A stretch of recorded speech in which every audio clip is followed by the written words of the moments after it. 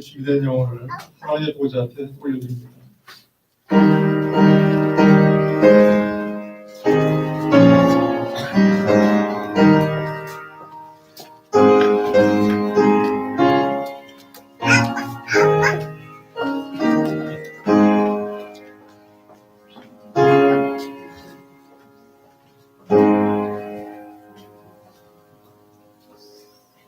너희 안에 이 마음을 품으라고 그리스도 예수의 마음이니 그는 근본 하나님의 본뜻이나 하나님과 동등될 걸 취하지 여기지 아니하시고 오히려 자기를 비워 종의 형체를 가지사 사람들과 같이 되셨고 사람의 모양으로 나타나사 자기를 낮추시고 죽기까지 평하셨으니 곧 십자가에 죽으시니라. 여러모로 하나님이 그를 지극히 높여 모든 이름 위에 뛰어난 이름을 주사 하늘에 있는 자들과 땅 아래에 있는 자들과 모든 무릎을 예수의 이름에 꿇게 하시고 모든 입으로 예수 그리스도를 주라 시인하여 하나님 아버지께 영광을 돌리게 하셨느니라. 아멘. 사도신경으로 신앙고백을 우리는 무엇을 믿습니까? 천지의 창조주를 믿습니다. 그의 일하셨다. 그리고 우리는 무엇을 믿습니까? 그는 성령으로 인하여 동정령을 계시고 본디오 빌라도에게 십자가에 못 박혀 죽으시고 장세기 사람만의 죽은 자 가운데서 다시 살아나시고 하늘에서 다시 하나님께 산자와 죽은 자를 심판하십니다.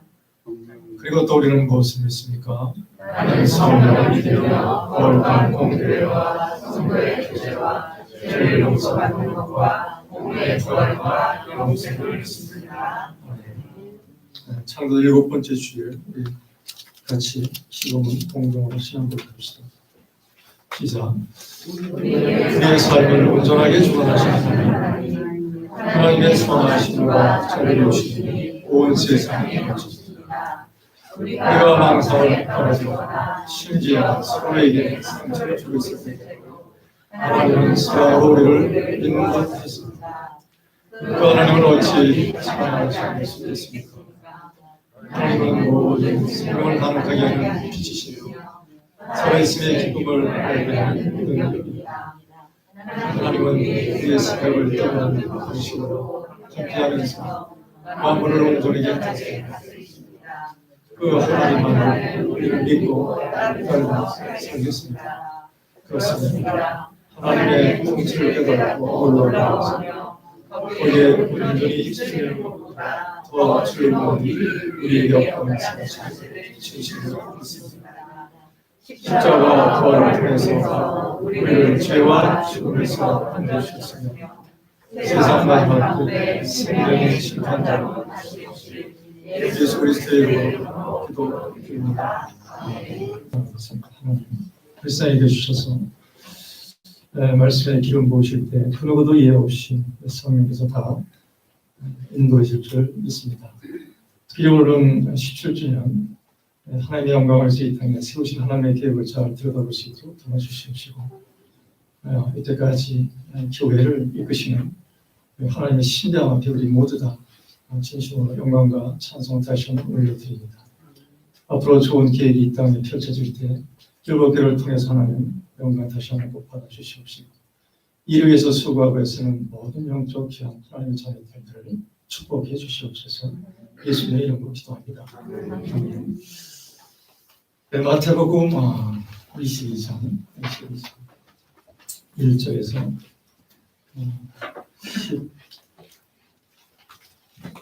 14절까지 제목은 성경책의 제목은 혼인잔치 비유 이렇게 되어 있고 이거는 예루살렘 성전에서 말씀하신 것을 참고로 알고 교독하면 되겠습니다. 예수께서 다시 비유로 대답하여 이르시되 성경을 만지니 자기 아들을 위하여 혼인잔치를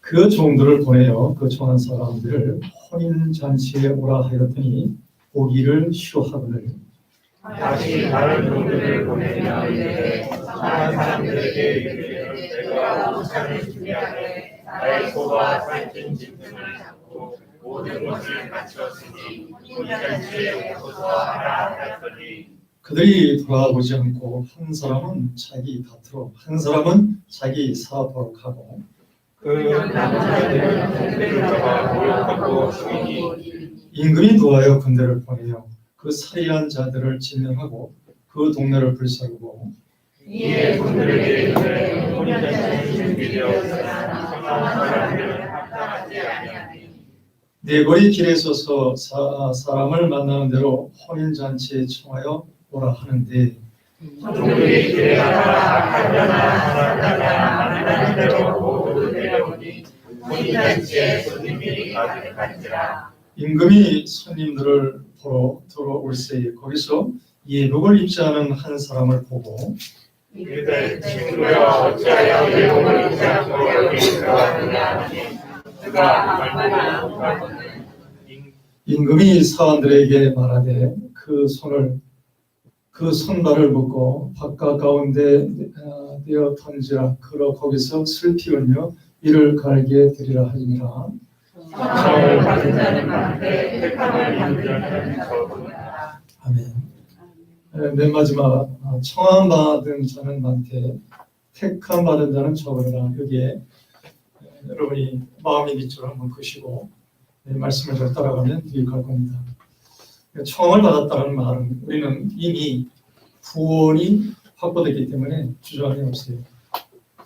구원이야 뭐 너무나 우리에게 초청받은 선물인데 문제는 구원이 왜 그렇다면 나는 구원의 혜택에 대해서 얼마나 내 스스로 민감하고 이 구원의 혜택을 잘 받을 수 있을까라고 하는 이 진짜 택함 받은 자, 이 비밀을 우리 삶 속에 어떻게든 잘 은혜를 구하면서 가야 될 것 같고 또 중요한 것은 분명히 구원 안에 있는데 이 구원 받은 이 내용하고 이 구원의 DNA가 내 삶 속에 잘 이렇게 어떻게 좀 이렇게 인격적으로 스며들어서 언제든지 이렇게 나는 택함을 받았어 자신 있게 고백하면 참 좋은데 제 경험에 의하면 그게 잘 안 돼요. 그걸 아는 것은 중요한 것은 성령님께서만 정확하게 알고 계실 텐데 그런 제가 서론적 말씀을 일단 마음에 담아두시고 오늘 이야기의 말씀을 잘 따라가면 도움이 되겠죠. 오늘 이 말씀은 중요했기 때문에 누가복음에 보면 병행규절이라고 해요. 성경에는 누가복음의 14장 15절에서 24절에 보면 조금 쉽게 얘기가 되어 있습니다. 누가복음에는 왕이 아니라 어떤 한 사람 이렇게 있죠.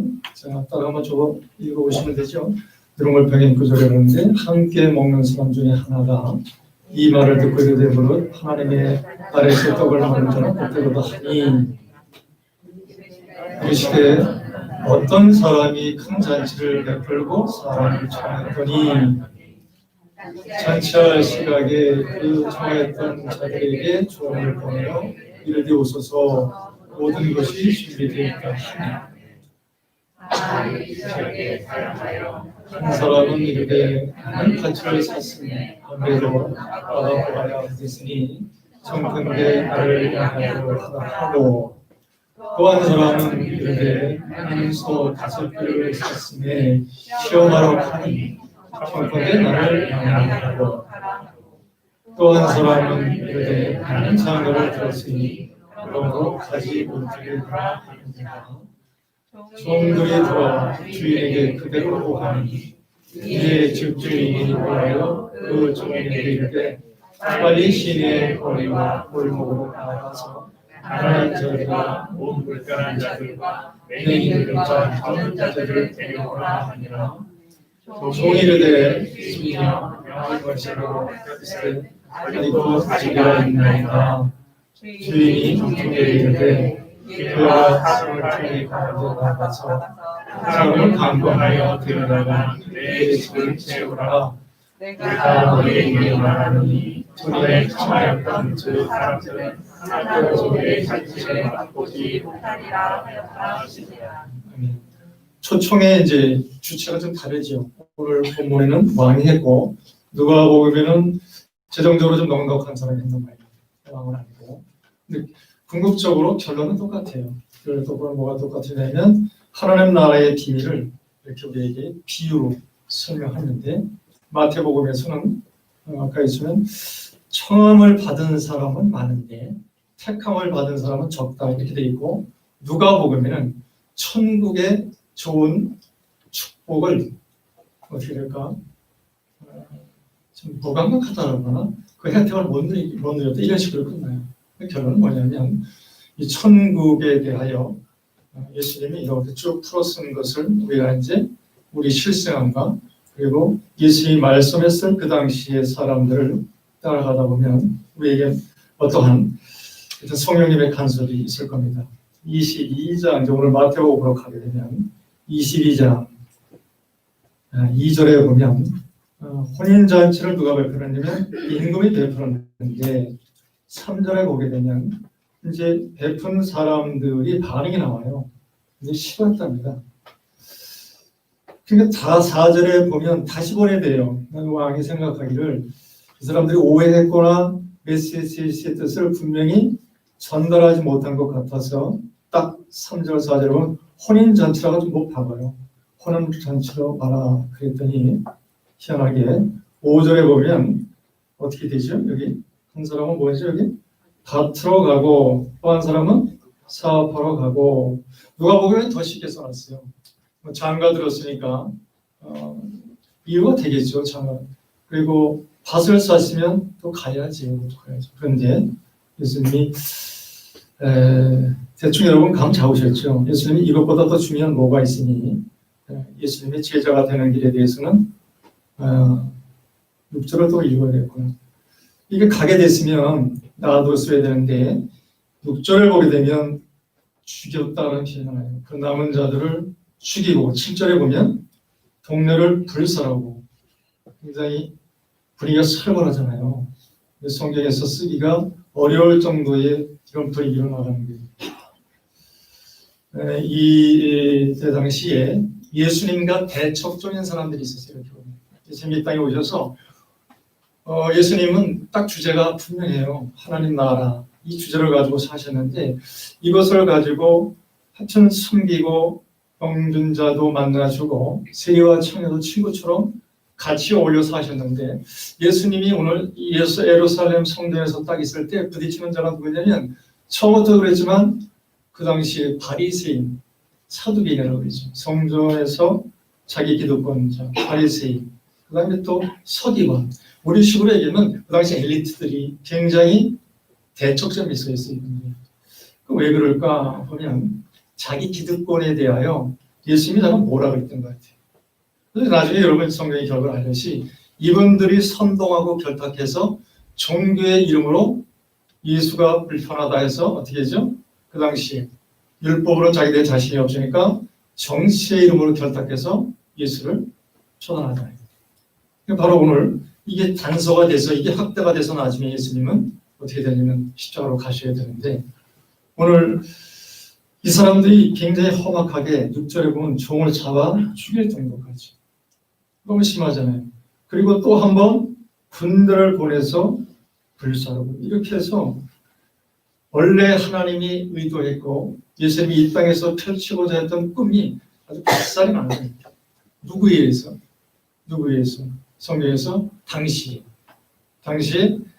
예수를 가장 하나님의 아들로 알았어야 될 공부했잖아요. 서기관들은 메시아에 대해서는 날마다 성전에서 기도했잖아요. 근데 이 사람들이 뭔가 모르게 와전이 돼버려가지고 하나님의 가는 길이 방해가 돼요. 그럼 우리 식으로 이거를 저도 못 보면 저도 이렇게 되는 거죠. 제가 최근에 이제 목사가 자기 자신을 객관하기가 굉장히 어렵습니다. 사자라고 하는 이런 직업군들은 대부분이 자기 자신이 설득당하는 걸 불편해요. 이 바리새인들이 그런 분이에요. 우리가 말하는 신념이 강하고 바리새인과 서기관은 있어야 돼요. 왜?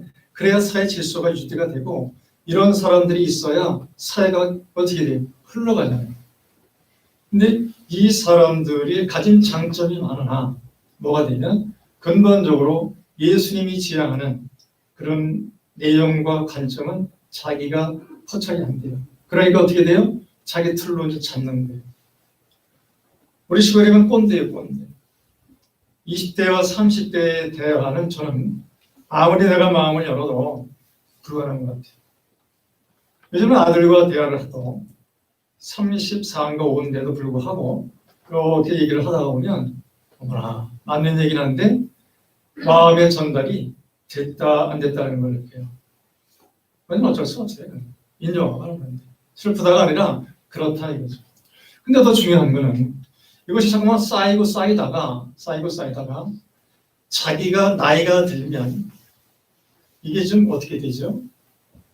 좀 이게 나이가 들면 부드러워져요? 아니면 완강하고 고집스러워져요? 느낌상 어떨 것 같아요?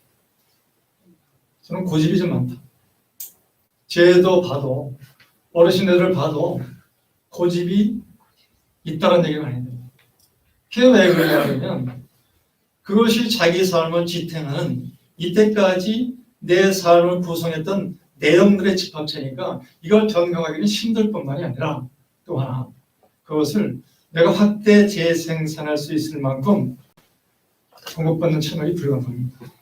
그러니까 오늘 예수를 모욕하고 예수에 대한 생각에 대하여 끝까지 밀어붙인 자는 뭐냐면 이미 계산이 쓴 거예요, 이 사람은. 불편하다 이거. 그래서 저도 조심해 보는 거예요. 세월이 갈수록 OX로 사는 게 아니라 세월이 갈수록 하나님이 지으신 세계가 선하니까 이 선한 것은 내 프리즘으로 재단하지는 말자. 왜? 나의 태어난과 나의 마지막 종말은 주인이 예수라고 이미 고백한 자니까 그대로 가는 길이 좀 고달파도 끝까지 지향하고 가야 되겠다. 이런 결심을 많이 하는 거죠. 누가복음에 보게 되면 누가복음이 이렇게 시작하잖아요. 오늘은 뭐죠? 누가복음에 보면 왕이 초대를 하지 않고 아까 얘기했죠. 어떤 재정적으로 여유 있는 사람이 초대할 때 사람들이 가잖아요. 딴 데 가잖아요. 그러면 아니 장가 가서 내 가정에서 일을 보는 건 너무 당연하죠. 그렇잖아요. 소를 샀는데 빨리 밭에 가서 일을 하는 게 너무 당연한 거예요. 그거는 1200원 하면 안 돼요. 근데 예수님이 단서를 좀 달아줘요. 그렇지 어려보다 책망하는 투는 별로 없었는데 어떻게 되면 저 사람들은 뭐가 없지 우리 얘기하면 그 안에 어떤 생명 예수 요한복음에 보면 영생인데 영생을 버려두고 갔다 그래요. 맨 마지막에 그런 표현을 써주세요. 이게 우리 아니 하나님 먹고 살아야 되잖아요. 우리 신앙으로 들어가요. 아니 지금 우리가 이렇게 이 세상을 사는 것은 모든 게 경제로 들어오고 있잖아요. 내가 뭐 열심히 먹고 살고 성실하게 자녀를 키우고 당연히 삶으로 해야 될 몫에 대하여 해야 되잖아요. 여기서 캐슈 마크가 있어요. 저도 남편으로서 성실해야 돼요. 교회를 위해서도 최소한 하나님께 순종하고 내 대인관계에 대해서는 가능한 거예요. 섬겨보려고 노력을 해요. 피조물과 관계는 있겠죠. 근데 하는 데까지는 해봐요. 오류도 병하기도 하고 힘들기도 하고. 그래서 하나님 내가 하는 일에 대하여 도와주지는 못할 망정 시비 거는 건 혹시 아니에요? 이런 뭐였어요? 힘듦도 있어요. 왜 없겠습니까? 여러분들은 다 있지. 그러나 전 그때 그렇게 기도하라는 말 해봐요. 가끔가다 얘기하죠. 이 세상에 나를 엄습하고 조여오는 모든 내용들은 핵심이 뭐냐? 경제 원리 쪽에서의 핵심은 돈입니다. 돈. 그래서 저도 살다가 필요해요. 이 돈이. 그저마다 내가 기도해요. 우리에게 잃어갈 양식을 주시는 하나님 아버지. 가난해도 말고 부하게도 마십시오. 그러나 최소한 내가 품위지는 아니더라도 내 삶이 세상에 부걸하고 그것 때문에 내 삶이 이렇게 구김살을 당해서 천대받는 이런 삶은 정말 쉽습니다. 약속하셨으니 잃어갈 양식 넘어 거라면 허락하면 주시고 그리고 잃어갈 양식을 넘어서 내가 감당할 수 있으면 주시고 안 주시면 새로운 뭐예요? 계획이라도 열어주실 것이다. 이렇게 해서 가는 거지.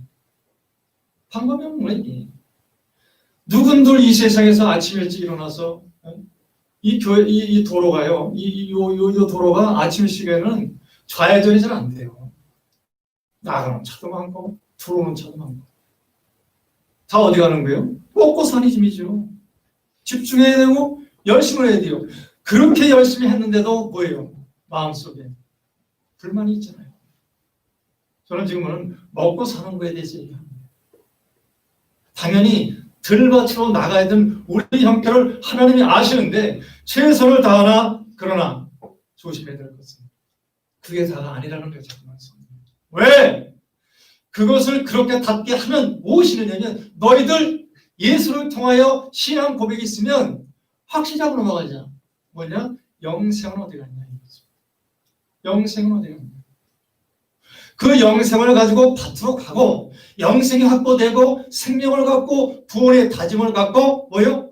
소를 끌고 가고 여기에 예수의 마음이 있지 않을까 이래놓고 이제 타고 들어가고 해버렸어요. 저도 이걸 한번 쓱 들여다봤어요. 저는 대부분 시간이 좀 활용하기 나름인데 시간이요. 혼자 있을 때 내가 누구인가가 뽀록하나요.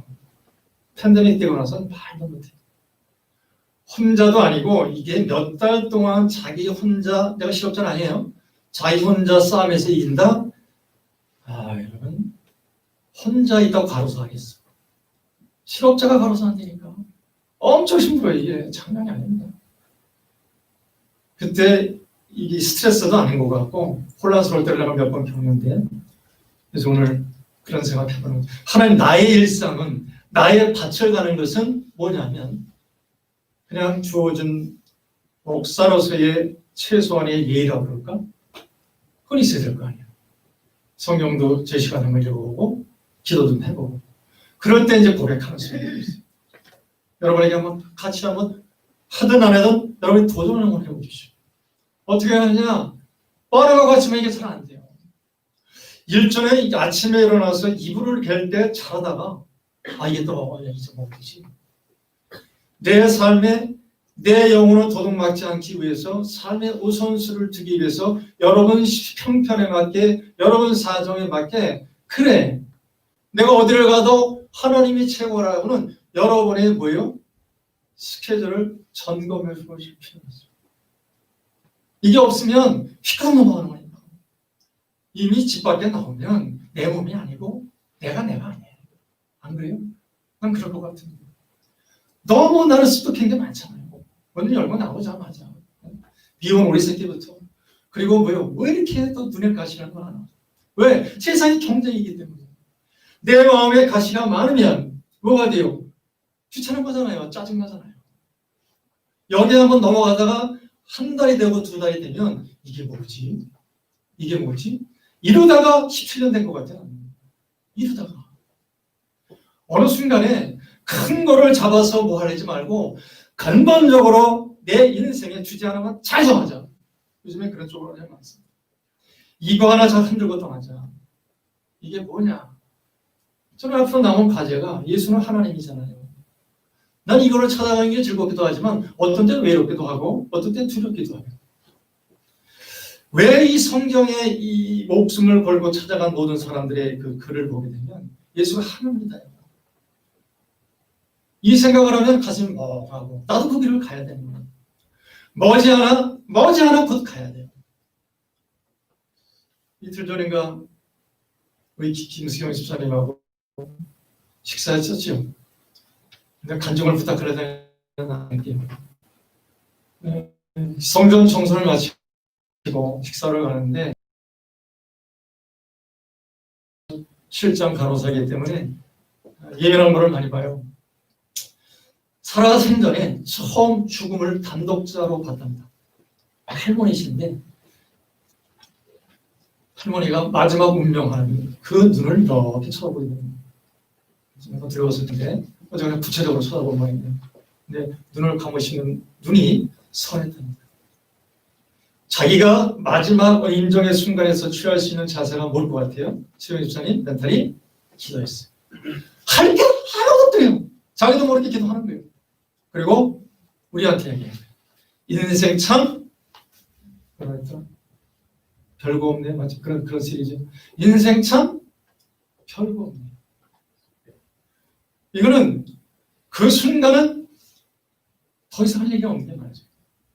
여러분, 우리가 구원의 비밀을 알았으면 예수가 십자가가 죽은 것이 별거가 되지 않으려면 전제 조건이 있어야 돼요. 제발 이록 사모가 죽음 얘기 좀 그만하는데 나는 아는 게 그거밖에 없어. 죽음이라고 하는 것이 먼 것이 아니라 죽음이 전대되지 않은 십자가가 전대되지 않은 나의 삶의 이야기, 부활은 떠날 수가 없는 거예요. 예수가 십자가에서 다시 살았다는 것이 교과서적으로 자꾸만 뭐예요? 내 삶 속에 언저리만 있으면 아까처럼 혼자 죽는 거에 놓이는 자식도 없는 거예요. 죽을 때 약속이 있었습니까? 죽을 때 어떤 기약이 있었습니까? 왜라고 하는데 답을 못 내잖아요. 근원적인 건 우리가 얘라고 금방 떠는 게 아니에요. 하나님의 조건이 문제니까. 우리 할 소리만 하는 거죠. 저거다 저거. 그 문제로 심각성을 떠나서 우리 삶 속에 뭔가 다이나믹하고 그런 것들을 통해서나 오늘 말씀을 통해서 내 인생의 토대가 되려면 오늘 14절로 한번 가보세요. 아까 이랬던 게요. 22장 14절 한번 읽어보실래요? 청함을 받은 자는 많되 택함을 받은 자는 적으라. 여러 가지로 다 NIV 성경을 보면 부름받은 사람들이 해놨던데 부름받은 사람이든 뽑힌 사람이든 확실히 알 것은 택함받은 자는 적다. 이런 표현을 오늘 주신 거잖아요. 그러니까 두렵고 약간 뭐예요? 당연하지만 당연하지 않을 수 있는 거예요. 오늘 저는 횡재한 것 같은데 원관이 이게 당연히 갈 사람은 못 가는 거예요. 어디를? 하나님의 초청잔치를 못 가고 전혀 기대하지 않았던 길거리 사람이 간대. 이 사람들이 막상 가보니까 어때요? 천국이네. 더 재미난 것은 이 사람들이 자기가 어디 있는지를 모르는 거예요. 길거리 있다 갑자기 왔으니까. 모르는 데 와보니까 뭐예요? 어머나 이게 뭐예요? 하나님의 다스림을 받는 거. 여러분 흥분하셔야 되거든요. 내가 원해서 간 게 아니라 길거리 지나가다가 막 부른 거예요. 그랬더니 어머나 거기서 만나는 것이 뭐예요? 하나님 대면하는 것이라는 거예요. 여기서 만만치 않은 거예요. 비슷한 사건 하나 얘기할까요? 아브라함은 집 앞으로 다녀서 천사를 만났어요. 아브라함이 천사를 불러서 만난 게 아니고 천사가 찾아오는 거라니까. 하나님이 천사를 부른 거죠. 구원은 내가 만들어서 가는 천국 가는 게 아니고 하나님이 내 삶 속에 어느 날 구원을 배열을 시켜놓은 거예요. 그러니까 오늘도 딱 이 길거리에서 왔다 갔다 하다가 탁 잡아챘는데 눈 떠보니까 어디라고요? 이게 예수님이 그토록 목마르도록 우리를 초청했던 하나님의 다스림을 받는 천국이죠. 추심하였잖아요. 난 추심하였잖아요. 여러분 추심하십시다. 아멘. 이런 것밖에 없는 거예요. 인생은 이게 선순환이죠. 사람이 만들어서 뭐를 하려고 하는 모든 시도는 더딜 수가 있어요. 더딜 수가 많아요. 그러니까 오히려 하나님께 의탁하고자 하는 용기와 하나님과 나를 불쌍히 여기소서 하는 하나님의 은혜 앞에 여러분이 자꾸만 경험적으로 가야 돼요. 못 다치고서 내가 얘기를 하지 않습니다. 왜? 여러분이 하나님을 간구하는 모든 뭐예요? 삶의 태도는 다 다르니까. 그때마다 간구해서 가시라. 그 중에 가장 좋은 것은 하나님은 나한테 목숨 걸으시는데 저는 그렇게 표현할게요. 하나님 나한테 목숨 거신 거예요. 그 사실이 믿든 간에 잠깐만 구체화될수록 아까 얘기했죠. 내가 이 땅을 왔다 가는 것이 분명해집니다. 그 분명해지는 것을 나는 선물이라고 해요. 분에 넘치는 선물을 받는 거죠. 분에 넘치는 거죠. 내가 너무 건방 떠는 게 많잖아요. 그죠? 정신이 버쩍 들어요. 그런 거죠. 택함을 받은 것과 청함을 받은 것과 택함을 받은 것 사이에 여러분 고민하지 마십시오. 설교를 좀 마치고요. 나를 기준으로 여러분 제 경험의 기준으로 여러분만 말씀드립니다. 분명한 것은 성령이 기준이 돼요. 성령께서만이 잘하세요. 근데 저로 보면 아 그렇구나. 택함의 영역 속에 내가 자꾸만 머물고 있구나를 구분하는 나의 방법은 자꾸만 세상이 신선해 보여요. 신선해 보여요.